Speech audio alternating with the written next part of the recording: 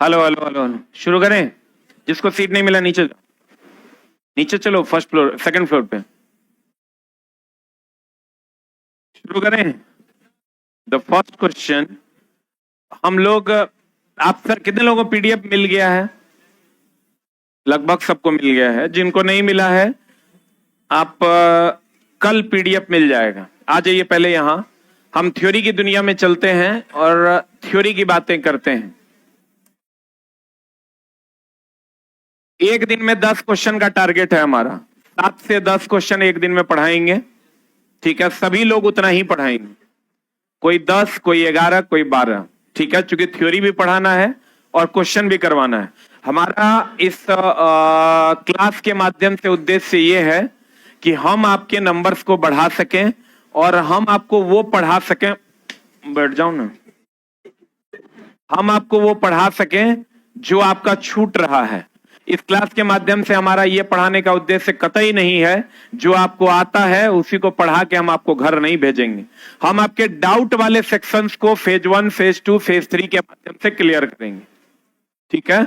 लेकिन इसके लिए थोड़ा पेशेंस लगेगा। नीचे चले जाइए बाबू, ऊपर में सीट नहीं है, नीचे जाइए। इसके लिए थोड़ा पेशेंस लगेगा। नीचे सेकंड फ्लोर पे जाइए, वहां लाइव हो रहा है। इसके लिए थोड़ा पेशेंस लगेगा, और पेशेंस लगेगा नहीं मतलब लगेगा, और आपको समझने की कोशिश करनी होगी क्योंकि लेवल थोड़ा सा अप है। लेवल थोड़ा सा अप है तो समझने की कोशिश करनी पड़ेगी, दूसरा कोई उपाय नहीं है। नहीं तो आप हमेशा इजी प्रश्नों को पढ़ लेते हैं और टफ क्वेश्चन से दूर भागते हैं। तो हमारे साथ रहिएगा तो टफ क्वेश्चन के साथ रहिएगा, उसको समझ पाइएगा, रिवीजन कर पाइएगा, ठीक है? और ये जो फेज 1, फेज 2, फेज 3 का जो पीडीएफ आएगा, उतना पीडीएफ अगर आप पढ़ लेते हैं अच्छे से तो आपको टफ क्वेश्चन के लिए कुछ भी खोजने की जरूरत नहीं है। यही फेज 1, फेज 2, फेज 3 का पीडीएफ आप पढ़ लीजिएगा और आपका काम हो जाएगा, ठीक है? लेकिन थोड़ा सा जद्दोजहद आपको भी करना होगा। आप समझ रहे हैं कि 45 मिनट में 30 क्वेश्चन लिए हैं, इसका मतलब क्वेश्चन का लेवल क्या होगा, ठीक है? और सारे पूछे हुए प्रश्न हैं, तो इसलिए आप किसी भी प्रकार का इल्जाम नहीं लगा सकते हमारे या हमारे शिक्षकों के ऊपर कि ये क्वेश्चन आएगा, ये क्वेश्चन नहीं आएगा, ठीक है? और एग्जाम से पहले जब टफ क्वेश्चन पढ़ाया जाता है तो बच्चे कहते हैं ये क्वेश्चन नहीं आएगा, और जब एग्जाम में टफ क्वेश्चन आ जाता है तो बच्चे कहते हैं ये तो पढ़ाया ही नहीं था। तो दोनों बातें हैं, ठीक है? तो चलिए हम लोग चलते हैं। The name of the chapter is, थोड़ा सा साउंड बढ़ा दो, वर्क, पावर एंड एनर्जी, ठीक है? सबसे पहले तो आपको ये ध्यान में रखना है कि ऊपर से नीचे या नीचे से ऊपर अगर कोई पिंड जाएगा तो उसमें दो चीजें हम हमेशा कहते हैं, एनसीईआरटी का ये प्रश्न है, आप हमेशा ध्यान रखिएगा कि अगर कोई पिंड नीचे, दोनों बातें आप याद रखिए, नीचे से ऊपर या ऊपर से नीचे जाएगा। अगर कोई पिंड ऊपर से नीचे जाएगा तो प्रारंभिक वेग 0 होगा, और नीचे से ऊपर जाएगा तो अंतिम वेग 0 होगा। आप लोग शायद ये जानते होंगे। और जैसे ही कोई पिंड नीचे से ऊपर जाएगा तो त्वरण कहिए, ध्यान दीजिएगा शब्द पर, त्वरण कहिए या गुरुत्वीय त्वरण कहिए, या गुरुत्वीय त्वरण कहिए, या कुल ऊर्जा कहिए, या कुल ऊर्जा कहिए, ये नियत रहेगा। क्या रहेगा? क्या रहेगा? नियत रहेगा। इसको थ्योरी में लिखते जाइएगा। अगर कोई पिंड ऊपर से नीचे फेंकेंगे, यू का मान 0, थ्योरी में जगह है ना, आपको जहां पर जगह का दिक्कत होगा तब दूसरे पेज में लिखिएगा। अगर नीचे से ऊपर जाएगा तो अंतिम वेग 0, नीचे से ऊपर जाएगा तो कौन वेग 0? अंतिम वेग 0। त्वरण, गुरुत्वीय त्वरण और कुल ऊर्जा का मान इसमें क्या रहेगा? नियत रहेगा। जल्दी लिख।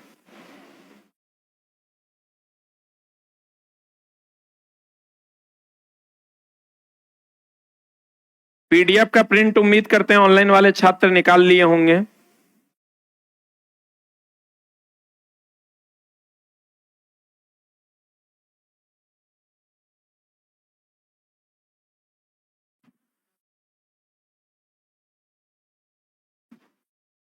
लिख लिए? थोड़ा फास्ट करना है। ऊपर से नीचे आएंगे यू का मान 0, नीचे से ऊपर जाएंगे भी का मान 0, ठीक है? 10 क्लास के बदले 12 लग जाएगा, लेकिन पढ़ाएंगे बड़े प्यार से, कोई हड़बड़ा के नहीं पढ़ाएगा। टीचर लोग को भी बता दिया गया है। क्लियर है? त्वरण का मान, गुरुत्वीय त्वरण का मान और कुल ऊर्जा का मान क्या रहेगा? नियत रहेगा। तो इस पर एक सवाल जो हमेशा एनसीईआरटी में भी दिया हुआ है, इसलिए पूछा भी जाता है, आपको कहेगा ऊपर से नीचे या नीचे से ऊपर जाने पर, कभी दे देगा त्वरण नियत रहता है, कभी दे देगा गुरुत्वीय त्वरण नियत रहता है। अगर त्वरण और गुरुत्वीय त्वरण दोनों दे दे तो आंसर मारिएगा गुरुत्वीय त्वरण, क्योंकि जी का मान नियत रहता है। अगर गुरुत्वीय त्वरण नहीं दे दे तब आंसर क्या मारिएगा, क्या मारिएगा, त्वरण। और अगर आप कहिएगा गुरुत्वीय त्वरण और कुल ऊर्जा दोनों दे दे तब ऐसा कभी कोई क्वेश्चन देगा नहीं। हाँ, लेकिन इसका और इसका कॉम्बो मिला के जरूर दे देगा। या कभी कभी क्या करता है, हाँ त्वरण के बदले में जो है ना, यहाँ त्वरण के बदले में त्वरण नियत रहता है, क्वेश्चन में नहीं रहता है, लिखल रहता है जो गुरुत्वीय त्वरण नियत रहता है। इसके बदले में एक लाइन जो लिखता है क्वेश्चन, वो लिखता है कि 9.8 मीटर पर सेकेंड स्क्वायर का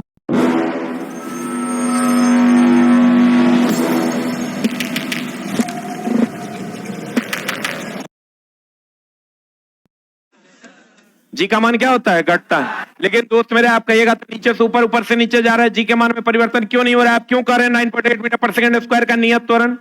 इसलिए कह रहे हैं कि छोटी सी लंबाई के लिए जी के मान को नियत मान लिया जाता है। छोटे से लंबाई के लिए जी के मान को क्या मान लिया जाता है, नियत मान लिया जाता था। अगर कोई पिंड ऊपर से नीचे या नीचे से ऊपर जाएगा तो त्वरण या गुरुत्वीय त्वरण या कुल ऊर्जा या 9.8 मीटर पर सेकेंड स्क्वायर का नियत त्वरण होगा।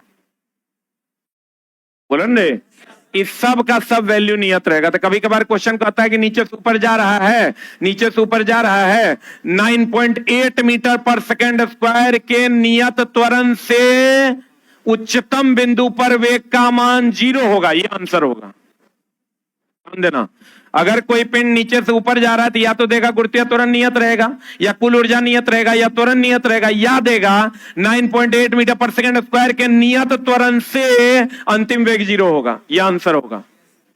बुझा रहा है? ये एनसीईआरटी का सवाल है। अगर कोई पिंड ऊपर से नीचे आ रहा है तो या तो त्वरण नियत होगा एक ऑप्शन, या नहीं तो कुल ऊर्जा नियत रहेगा, या गुरुत्वीय त्वरण नियत रहेगा, या 9.8 मीटर पर सेकेंड स्क्वायर के नियत त्वरण से प्रारंभिक वेग 0 के साथ आ रहा है। बुझा रहा है कि बाउंसर मार रहा है? दोस्त मेरे दिमाग अस्थिर करके रखना। ये लिख लिया? अब देखो क्वेश्चन क्या कह रहा है। पहला ही क्वेश्चन है आपका 10 केजी, एनसीईआरटी एग्जाम्पलर का क्वेश्चन है। 10 केजी द्रव्यमान, लग रहा है ना न्यूमेरिकल है, लग रहा है कि नहीं? 10 केजी द्रव्यमान के लोहे तथा 3.5 केजी द्रव्यमान का एल्युमिनियम के गोलों का व्यास समान है। व्यास क्या है? दोनों गोले किसी मीनार से एक साथ गिराए जाते हैं जब वे भूतल से 10 मीटर ऊपर होते हैं। भूतल से वो कहीं रहे, नीचे रहे, यहां रहे, यहां रहे, यहां रहे, यहां रहे, यहां रहे, कहीं रहे, 10 मीटर ऊपर होते हैं, तब इनके समान क्या होंगे? जल्दी से बता दो। हम यहाँ गतिज ऊर्जा नहीं लिखे हैं, हम यहाँ क्या लिखे हैं? कुल ऊर्जा। कुल ऊर्जा जो होता है आपको भी पता है, कुल ऊर्जा जो होता है वो पोटेंशियल एनर्जी या प्लस काइनेटिक एनर्जी होता है। कुल ऊर्जा का मान किसके किसके बराबर होता है? तो यहां गतिज ऊर्जा ऑप्शन होगा क्या? स्थितिज ऊर्जा ऑप्शन होगा क्या? संवेग ऑप्शन होगा क्या? त्वरण ऑप्शन होगा क्या? क्लियर है? अब जल्दी से यहां थ्योरी लिख लिए हो, अगले पर चले हम। अब अगला प्रश्न पर चलते हैं। दोस्त मेरे, हमारा एक ही मकसद है इस क्लास के थ्रू, थ्योरी भी पढ़ाना टफ टॉपिक को, और टफ टॉपिक के सेम टाइम में क्वेश्चन भी करवा देना। ठीक है? अब चलते हैं दोस्त मेरे, क्या मामला है कि अगर आप जानते हैं, एक बात बताइए, एकदम सिंपल सा थ्योरी है और इसको शायद आप जानते होंगे। बंदूक मास, ये तो सबको पता होगा, ये न्यूमेरिकल mg vg बराबर माइनस ऑफ mb vb, पता है कि नहीं पता है? कल भी आया था टेस्ट में, और उम्मीद करते हैं कि आप इसको जरूर बनाए होंगे। हमेशा ये टेस्ट में इसलिए आता है कि हमेशा ये क्वेश्चन पूछा जाता है। अब लेकिन इसका एक क्वेश्चन हमको ये बताइए कि वेग किसका कम होगा? बंदूक का velocity of the gun is less या velocity of the bullet is less? किसका वेग कम होगा? गन का वेग पीछे हटने का कम होता है और बंदूक के आगे हटने, गोली के आगे चलने का वेग ज्यादा होता है। देखो बात बताइए, तो सबको पता है गोली का वेग ज्यादा होता है, उतने तेजी से अगर बंदूक पीछे हटेगा तो आदमियों ना मर जाएगा रे। तो अगर इसका वेग कम होता है क्योंकि इसका द्रव्यमान ज्यादा होता है, इसका वेग ज्यादा होता है क्योंकि इसका द्रव्यमान कम होता है। प्यारे बच्चों, इससे आपने क्या सीखा? इससे आपने क्या सीखा? इसका द्रव्यमान क्या है? कम। B फॉर बुलेट है, G फॉर गन है। तो mass of velocity of the gun कम है, इसलिए डाउन एरो है। मास ऑफ द गन भी ज्यादा है। अब वेलोसिटी ऑफ द बुलेट जो है वो ज्यादा है, velocity mass of the bullet क्या है? कम है। इसका मतलब सीधे शब्दों में कि जिसका द्रव्यमान ज्यादा होगा उसका वेग कम होगा, और जिसका द्रव्यमान कम होगा उसका वेग ज्यादा। यही ना मामला है? अरे बोलिए। अब एक बात बताइए, एकदम सिंपल सा प्रश्न है, इसको लिख लीजिए फिर बतिया लेते हैं।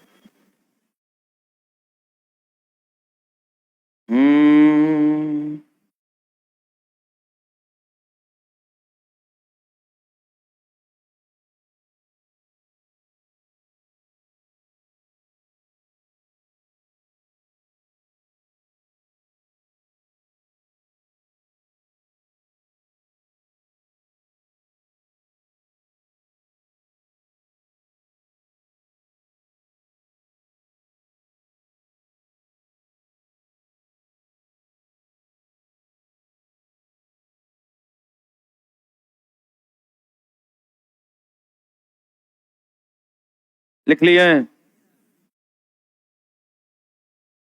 जिसका द्रव्यमान ज्यादा उसका वेग कम, और जिसका द्रव्यमान कम उसका वेग ज्यादा। इसीलिए तो बंदूक का वेग जो है वो कम होता है पीछे हटने का, क्योंकि उसका द्रव्यमान क्या है? ज्यादा। हो गया? पढ़ें? अब देखो, कहता है 5 किलोग्राम, सेम थ्योरी यहां लगा दो। 5 किलोग्राम द्रव्यमान, 10 किलोग्राम द्रव्यमान। थ्योरी छोटा छोटा लिखना, जगह का दिक्कत होगा। छोटा छोटा थ्योरी लिखना, मैथ में भी, रीजनिंग में भी, सब में। 5 किलोग्राम 10 किलोग्राम द्रव्यमान की दो इस्पात की गेंद की गतिज ऊर्जा समान है। यदि संभावना हो तो कौन सी गेंद तेजी से गति करेगी? 5 किलोग्राम की कि 10 किलोग्राम? पक्का? क्यों? तेजी से कह रहा है, धीरे से नहीं कह रहा है। क्या कह रहा है? एएलपी का पूछा हुआ क्वेश्चन, तेजी से कौन गति करेगा? तो तेजी से जकर द्रव्यमान, जकर द्रव्यमान कम होगा वही ना तेजी से गति करेगा। तो गोली के द्रव्यमान कम है, वो तेजी से गति करता है। तो बताओ क्या हो जाएगा? What is the answer? हाँ, सही है। पक्का? उम्मीद करते हैं थ्योरी क्लियर होगा। बोलो, अगले प्रश्न की ओर चलते हैं। और एक चीज हमेशा ध्यान रखना, अगर दो अलग अलग द्रव्यमान की वस्तु की गतिज ऊर्जा समान है, क्या समान है? क्या समान है? क्या समान है? गतिज ऊर्जा समान है, तो अगर उस पर समान बल लगाएंगे तो वो समान दूरी तय करेगा। लिखिएगा नोट करके, अगर दो अलग अलग द्रव्यमान की वस्तु, अगर दो अलग अलग द्रव्यमान की वस्तु, थ्योरी में थ्योरी लिखना है, सॉल्यूशन में जाकर सॉल्यूशन लिखना है। अगर दो अलग अलग द्रव्यमान की वस्तु की गतिज ऊर्जा समान हो,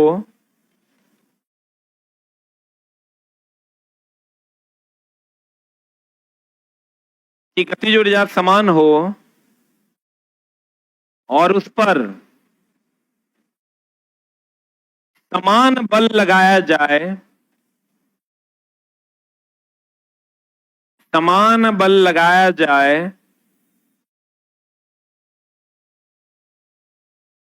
तो रुकने से पहले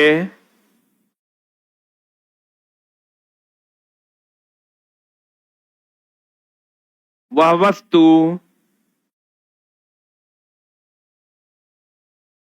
समान दूरी तय करेगा। समान दूरी, समान दूरी तय करेगा।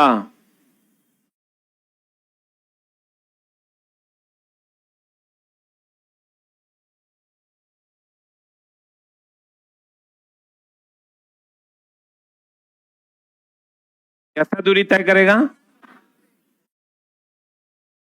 समान दूरी तय करेगा। कैसे दूरी तय करेगा? अब देखो आंसर, अब इसका बताओ। एक ट्रक तथा एक कार समान गतिज ऊर्जा से के साथ गतिशील है। उन्हें रोकने के लिए अगर बल प्रयुक्त किया जाए, यहां पर थोड़ा सा मिस्टेक है, उन्हें रोकने के लिए अगर समान बल प्रयुक्त किया जाए, कैसा बल प्रयुक्त किया जाए? समान बल प्रयुक्त किया जाए तो कार के ठहरने से पूर्व लंबी दूरी तय करेगा, ट्रक ठहरने से पहले लंबी दूरी तय करेगा, दोनों ठहरने के पूर्व एक समान दूरी तय करेगा। क्या होगा आंसर? अगर गतिज ऊर्जा समान है और अलग अलग द्रव्यमान की वस्तु है, समान बल लगाया जाए तो वह ठहरने से पूर्व समान दूरी तय करेगा। क्लियर है? अगला अगला में चलते हैं। ऊर्जा की क्षति हमेशा ध्यान रखिएगा। अगर दो गतिशील पिंड है, कैसी पिंड है? दो गतिशील पिंड है। कैसी पिंड है दोस्त मेरे? दो गतिशील पिंड है। जैसे एक का द्रव्यमान होगा m1 और दूसरे का द्रव्यमान होगा v1। एक का द्रव्यमान m1, उसका वेग v1, और एक का द्रव्यमान है m2 और उसका वेग क्या है? v2। अगर मान लो ऐसा है, दो गति से ई तोरा चला, हम हाफ एम वी स्क्वायर के सवाल नहीं पढ़ा रहे हैं कि एम दिया हुआ है, भी दिया हुआ है, पट से गुना करो, चट से आंसर निकाल लो। क्वेश्चन वो भी पूछेगा, हम उस पर कोई कमेंट्स नहीं कर रहे हैं। क्वेश्चन आपका वो भी पूछेगा, लेकिन वैसे प्रश्न जो आपके मेरिट बनाने में आपका सहयोग करेंगी। क्योंकि दोस्त मेरे, एग्जाम निकाल लेना, पीटी निकाल लेना बहुत बड़ी बात नहीं है। एक नंबर से छूट जाना भी बहुत बड़ी बात नहीं है। मेन मामला है मेंसवा निकालना, फाइनल मेरिट तक जाना। फिजिकल में अपीयर हो जाना बहुत बड़ी बात नहीं है। मेन मामला क्या है? मेरिट में तुम्हारा नाम हुआ, तुम्हारा नौकरी हो जाए। नहीं तो छटनी के 100 उपाय हैं। ठीक हो गया है सर।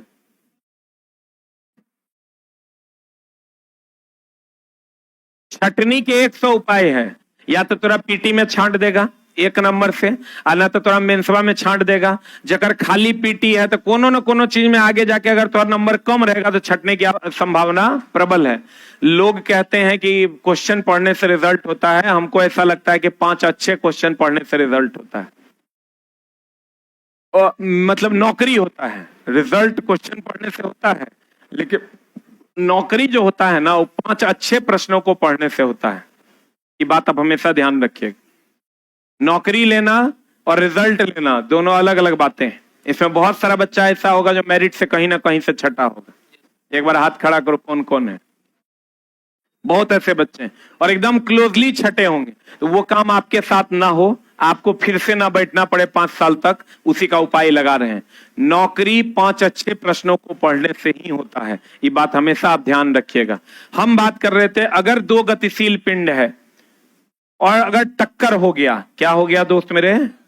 अगर दो गतिशील पिंड में टक्कर हो गया या टक्कर नहीं भी हुआ, तो उसका जो क्षय होगा गतिज ऊर्जा का, क्षय जो होगा वो गतिज ऊर्जा का, क्षय गतिज ऊर्जा का जो होगा वो क्या होगा? हाफ एम, ध्यान देना, half m1 v1 square minus half m2 v2 square. इसका ध्यान देना, अगर द्रव्यमान सेम है तो हाफ m कॉमन ले लेना है, v1 square minus v2 square. बोलवे नहीं करेगा। अगर सेम द्रव्यमान है तो हाफ m कॉमन ले लेना है, v1 square minus v2 square ना। और अगर द्रव्यमान सेम नहीं है तो इसका m1 v1, इसका m2 v2, सबका वैल्यू पुट कर देना, you will get the result. अरे बोलो, तो पहले तो ई मामला। अब मामला ये है कि एक और सवाल है। सवाल क्या है? थ्योरी है। अगर ये इसका द्रव्यमान m1 है और इसका वेग v1 है, और अगर एक द्रव्यमान m2 है, एक वेग v2 है, और दोनों आपस में टकरा के साथ में चल दिया, एक द्रव्यमान m1, एक द्रव्यमान m2, ये मान ले v वेग से चल दिया ना, तो टक्कर से पहले का जो संवेग होगा, टक्कर के बाद का संवेग समान होता है। संवेग बराबर होता है द्रव्यमान गुना वेग। संवेग बराबर क्या होता है? तो इस चक्कर से पहले का द्रव्यमान गुना वेग है, द्रव्यमान गुना वेग है, द्रव्यमान गुना वेग। बोलवे नहीं करेगा। ये टक्कर से इधर पहले है कि बाद है? आई तो टक्कर से पहले का संवेग हो जाएगा m1v1 प्लस m2v2। बोलो हाँ। संवेग बराबर द्रव्यमान गुना वेग, m1v1 प्लस m2v2। अब बराबर ही हो जाएगा m1 plus m2 into v। बोलो हाँ। तो अगर हमको टक्कर के बाद का वेग निकालना है कि टक्कर के बाद वेग कितना था, तो ये फॉर्मूला लगा देंगे, यहां से भी नहीं निकल जाएगा। अरे बोले वह नहीं करेगा, निकलेगा। टक्कर के बाद का वेग हमको पता है। अगर मान लो ये टक्कर से पहले का वेग हमको पता है, इसका काइनेटिक एनर्जी निकाल लेंगे, इसका काइनेटिक एनर्जी निकालेंगे। ये पूरे का kinetic energy half m1 v1 square half m2 v2 square करके इसका काइनेटिक एनर्जी निकाल लेंगे और इसका काइनेटिक एनर्जी निकाल लेंगे। तो हमको टक्कर से पहले जो ऊर्जा था, मान लो ये दोनों मिला के 10 जूल ऊर्जा था काइनेटिक एनर्जी, और टक्कर के बाद 8 जूल हो गया। तो एकरा में से एकरा घटा देंगे तो हमको 6 ऊर्जा नहीं मिल जाएगा? मिलेगा कि नहीं मिलेगा? मिलेगा कि नहीं मिलेगा? और दोनों का साथ में वेग निकालने के लिए हम ये फॉर्मूला का यूज करेंगे कि नहीं करेंगे? करेंगे। तो जल्दी से एक लिख लो। रुक जा, ऊपर से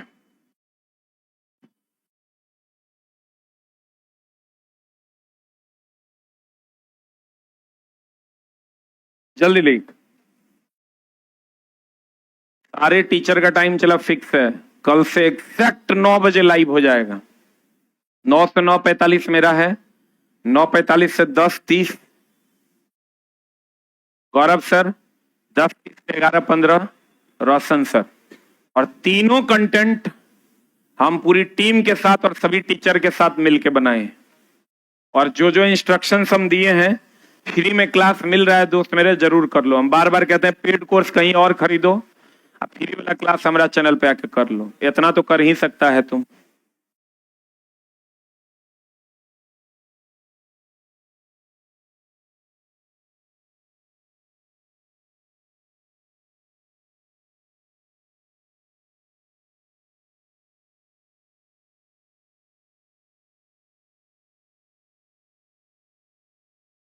ऊपर कर दें।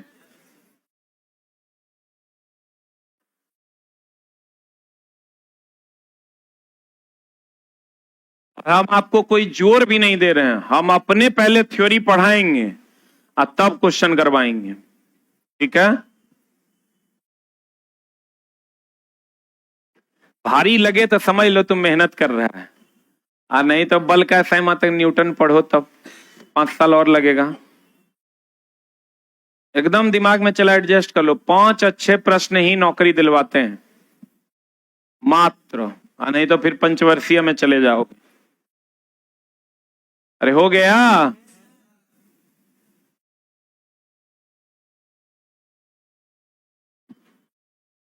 पढ़ें पढ़े हो, कहीं कहीं जगह कम पड़ जाएगा लगता है। अरे बढ़े, अब आ जाओ क्वेश्चन पे। 0.5 किलोग्राम द्रव्यमान का एक घन है चिकनी सतह पर, ले लो कितना घन है। चिकनी सतह पर 2 मीटर पर सेकंड के वेग से, कितना मीटर पर सेकंड के वेग से गति से चल रहा है। यह 1 किलोग्राम के एक स्थिर अन्य वस्तु से टकरा रहा है। बहुत बढ़िया बात। 1 किलोग्राम, आयकर वेग कितना है?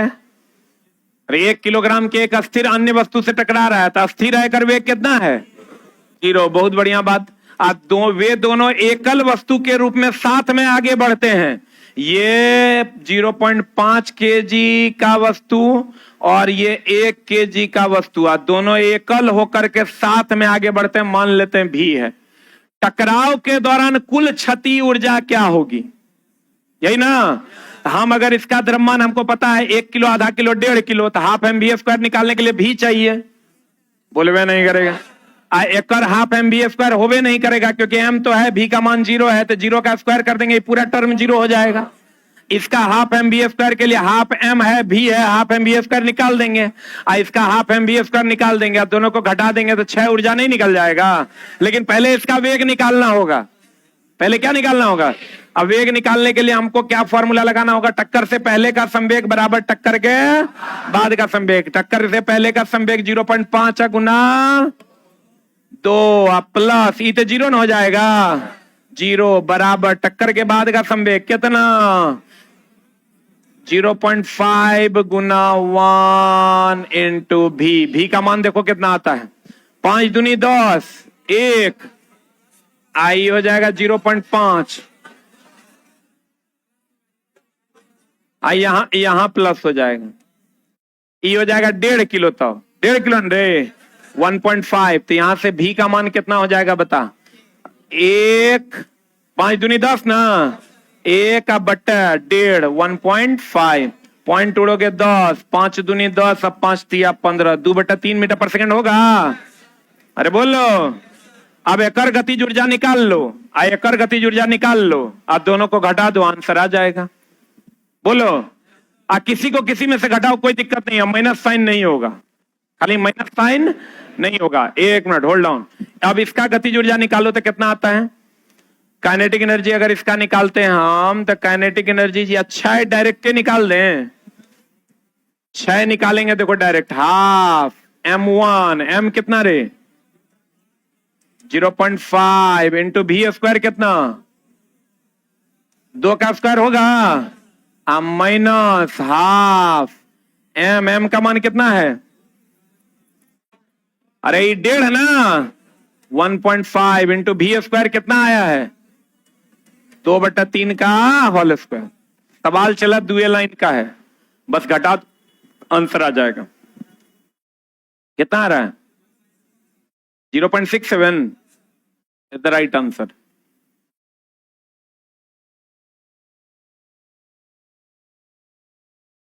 जल्दी लीक।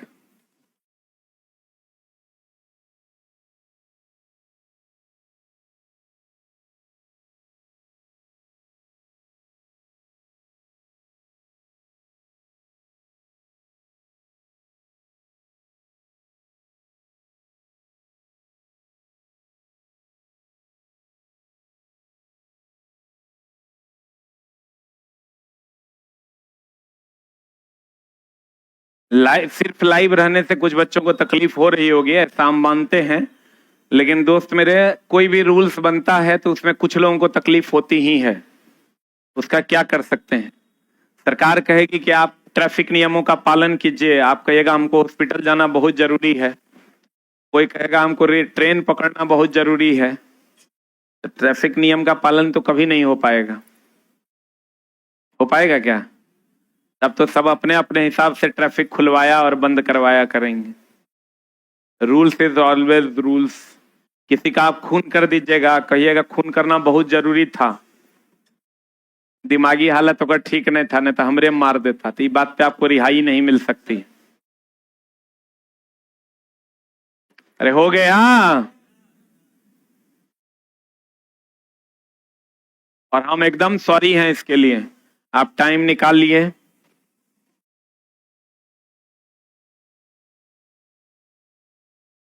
और एग्जैक्ट 9:02 में लाइव हो जाएगा। अरे हो गया, इस समझ में आया कि एक बार और समझाएं? एक बार और समझा दें? पहले लिख लीजिए फिर समझा देते हैं। लिख लिए ना?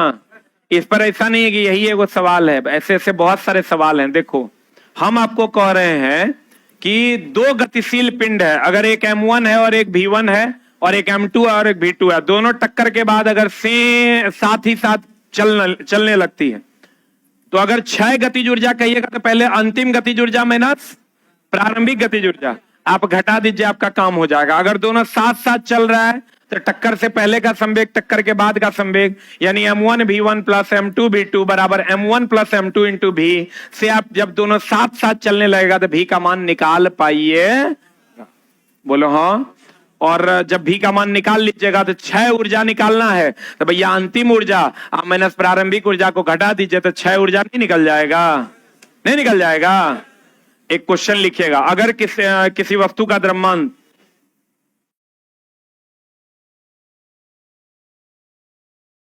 हीट एंड टेम्परेचर का ऑब्जेक्टिव दिया हुआ है, अगर किसी वस्तु का द्रव्यमान 10 kg है।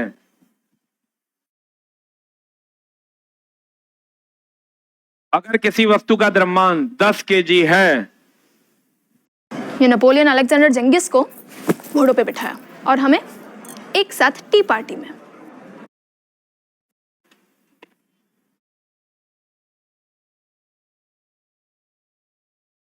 उस पर एक बल आरोपित होता है और उस वस्तु का वेग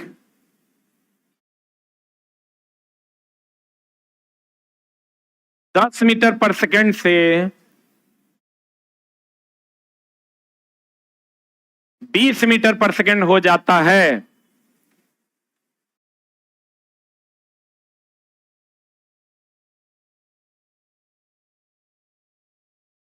दस मीटर पर सेकंड से 20 मीटर पर सेकंड हो जाता है, तो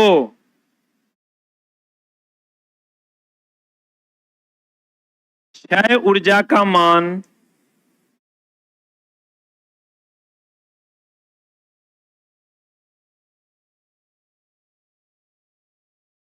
क्षय ऊर्जा का मान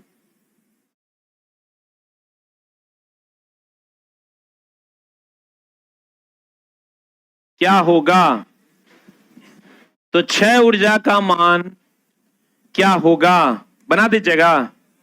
देखो यहां कोई वस्तु है कितना केजी का? 10 केजी का। ओकर वेग कितना है? अरे कितना है?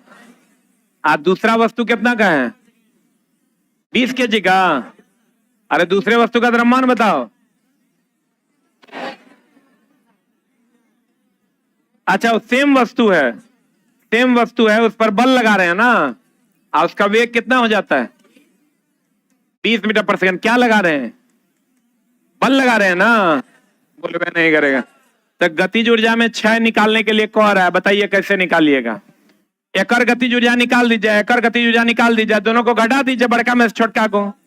बोले वह नहीं करेगा। क्षय ऊर्जा का मान बराबर हाफ एम का मान ले लो। कितना? 10। इत हाफ एम कॉमन है ना रे। अगर हाफ फॉर्मूला अगर हम लगाते हैं, हाफ m1 v1 का square minus half m2 v2 का स्क्वायर, और m कॉमन है यानी दोनों में समान है, तो हाफ m कॉमन ले लेंगे, v1 square minus v2 square नहीं हो जाएगा। अब आप अपने मन से पुट कीजिए, जे v1 का मान बड़ा लीजिएगा, v2 का मान छोटा लीजिएगा। हाफ m v1 स्क्वायर कितना? 20 ले लें, अब माइनस कौन अल्लाह कर रहे हैं?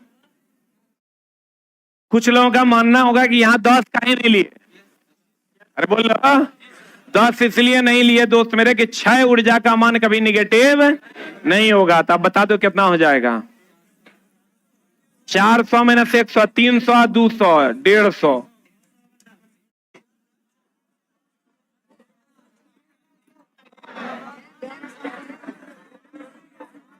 एक आदमी बोलो। अच्छा यहां मास छूट गया 10, यहां मास छूट गया, लगाओ रे छोटा सब। कितना हो जाएगा बता? 2 पंचा 10, 15 पचा 75। कितना आ रहा है? 1500 joule is the right answer. अब सही है, बना देगा।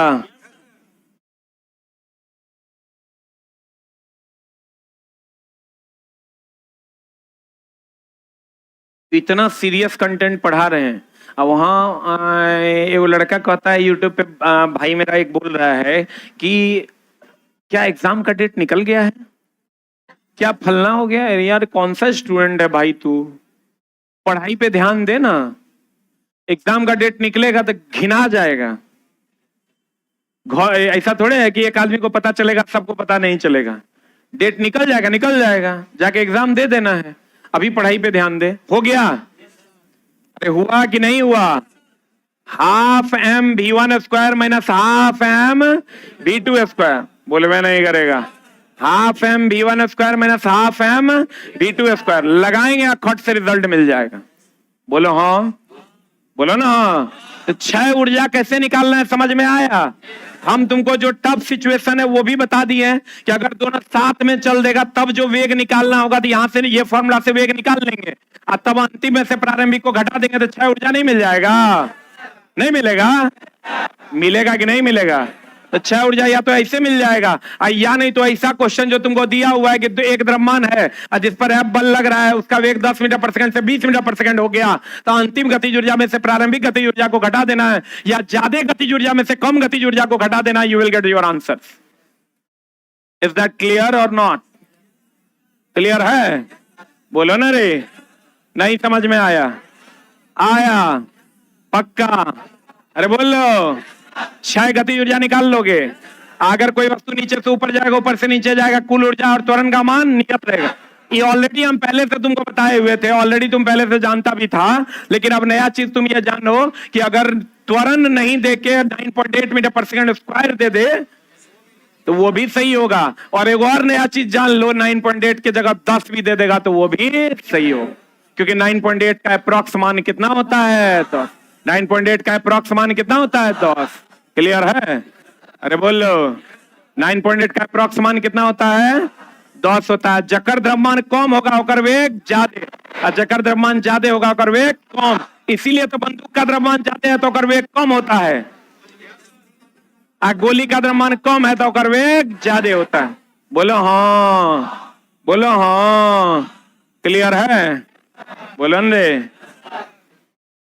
9:46 और हमारी कक्षा हो गई समाप्त।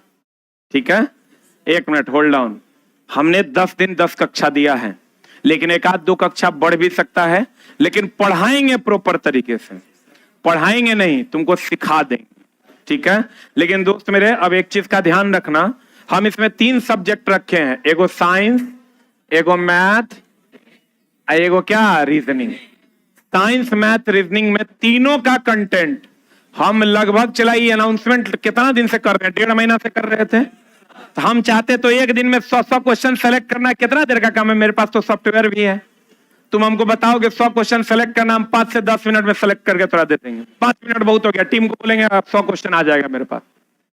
लेकिन हमने इसके लिए समय लिया, शिक्षकों को भी समय दिया, टीम को भी समय दिया कि तुम समय ले लो, लेकिन जिस विश्वास के साथ बच्चा हमसे जुड़ेगा पढ़ने, वो विश्वास कायम रहे, ताकि बच्चा ये ना कहे कि सर से जुड़े और मटेरियल तो कैसा था पते नहीं चला, तो की पढ़ा दिए, ये तो हम ऑलरेडी जानते थे, या इसका ये तो पूछवे नहीं करेगा, या तो ये कभी पूछवे नहीं किया है, ऐसी टाइप की कोई भी भ्रांतियां नहीं फैले। इसलिए मैथ का भी मटेरियल टाइम लेके बनवाए हैं, रीजनिंग का भी मटेरियल टाइम लेके बनवाए हैं। आप मैथ, रीजनिंग, साइंस आप जिस भी टीचर से पढ़ते हो, एक बार आप ये टीचर छोड़िए, ये कंटेंट पढ़ के देखिए, आप विश्वास कीजिए आपको बहुत ज्यादा फायदा होगा। कोई फीस हम आपसे मांग नहीं रहे हैं, प्रॉपर वे में ये फेज 1 कंप्लीट फ्री है, फेज 2 भी फ्री रहेगा और फेज 3 भी फ्री रहेगा, लेकिन अलग अलग फेजेज में अलग अलग चीजें आएंगी। ठीक है, और ये बच्चों के लिए हम इसलिए कर रहे हैं कि रेलवे में चला, जिसको भी नौकरी लगेगा तो वो बच्चा हमको इसीलिए याद करेगा कि हम उसके लिए कुछ एक्स्ट्रा करेंगे, और नहीं करेंगे तो पता चला बच्चा कहेगा खाली पैसा ले लिया, नौकरी नहीं लगवाए।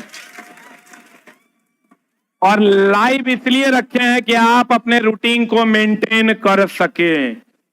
क्लियर? तो दोस्त मेरे, मैथ और रीजनिंग का जो कंटेंट हमने बनवाया है आप उसको पढ़ के देखिए। आपको कहीं भी मैथ, रीजनिंग, साइंस आप पढ़े हो, एक बार ये कंटेंट पढ़ के देखिए, आपको अच्छा लगेगा। ठीक है, एक छोटा सा शॉर्ट्स हम बना लेते हैं। आप लोग अपना अपना मटेरियल, आज जिसको भी मटेरियल नहीं मिला है, आज नहीं मिलेगा मटेरियल, अब कल मिलेगा 12 बजे के बाद। कल 12 बजे के बाद नहीं, कल 4 बजे के बाद आपको मटेरियल मिलेगा। यही मटेरियल कल भी उपलब्ध होगा। फिर से मैं बता दूं, जो लोग ऑफलाइन सेंटर पे विजिट कर रहे हैं मटेरियल के लिए, मटेरियल खत्म हो गया है। कल 4 बजे के बाद शाम में मटेरियल आपको उपलब्ध मिलेगा। 4 बजे के बाद आइएगा, अपना मटेरियल ले जाइएगा। और ऑनलाइन वालों, मटेरियल ऑलरेडी कम्युनिटी में लगा दिया। अभी अब हम जाएंगे और मैथ होगा, हम जाएंगे, उसके बाद मैथ वाले जाएंगे, उसके बाद रीजनिंग होगा। 2.25 घंटे का ये क्लास है।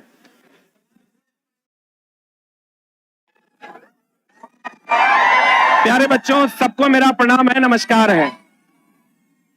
ये 10 दिन 10 कक्षा है और इसमें एक शानदार सा चमचमाता हुआ PDF हमने पेश किया है आपकी खिदमत में। रेलवे 2024 के लिए ये मटेरियल है और ये फेज 1 है। 10 कक्षा की फेज 2 फेज 3 आएगा और ये डेली चलता है 9 बजे एग्जैक्ट सुबह में। 9 से 11, 10 तारीख से शुरू हुआ है, 10/9/2024 से, दिन मंगलवार से शुरू हुआ है और सिर्फ लाइव चलता है। सिर्फ लाइव में हम आपका स्वागत करते हैं। कितने बजे? 10/9/2024 दिन मंगलवार से स्टार्ट है, 10 दिन के लिए सुबह 9 बजे। रेलवे के इस मेला में आपका स्वागत करते हैं, लेकिन सिर्फ live. Thank you very much. Recorded उपलब्ध नहीं होगा। Thank you very much. अब आपके मैथ वाले सर आ ही गए हैं और एकदम चला 2.25 घंटा की रेगुलर क्लास है।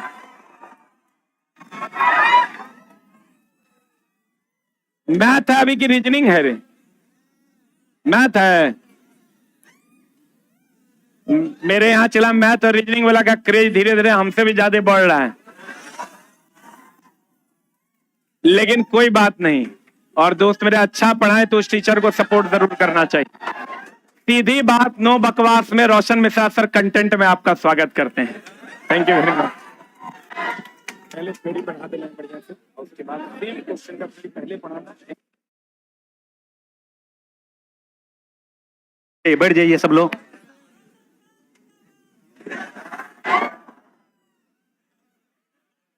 सिर्फ पढ़ाई होगा, समझे? सिर्फ क्या होगा? ना तो आपके पास टाइम है, ना तो मेरे पास टाइम है क्या? और टाइम इंपॉर्टेंट है, सिर्फ और सिर्फ पढ़ाई। आ जाए क्वेश्चन पे। प्रत्येक दिन 10 क्वेश्चन का महामैराथन चलेगा, ठीक है? कहाँ गया पेन? सर लगता पेन लेके चले गए क्या? लो चलो, संख्या पद्धति स्टार्ट। देखो ऐसा देखे, थोड़ा सा हम टॉपिक के बारे में थोड़ा बता दे कि